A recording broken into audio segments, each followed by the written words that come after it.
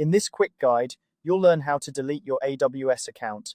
Whether you're looking to simplify your digital life or just want to start fresh, closing your AWS account is a straightforward process. Let's walk through the steps together to ensure everything is done smoothly and correctly. To begin, head over to your AWS Management Console. Once you're logged in, direct your attention to the navigation bar in the top right corner of the screen. Here, you'll see your account display name. Click on this drop-down menu to reveal a list of options.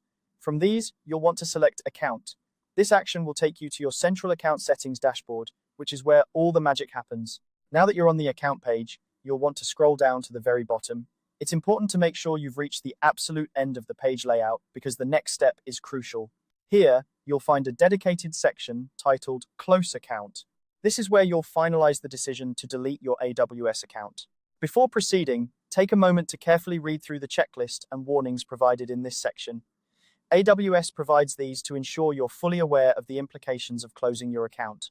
This can include understanding that all services will be terminated and any data associated with your account will be permanently deleted.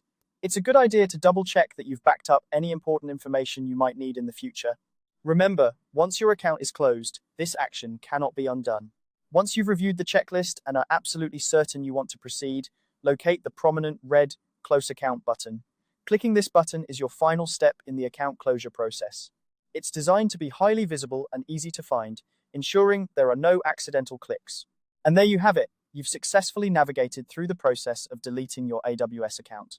This straightforward approach ensures all your AWS activities are ceased and your account is closed securely.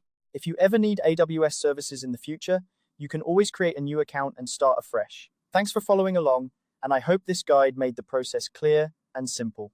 If you found this tutorial helpful, feel free to check out more of our guides for further assistance with your tech needs.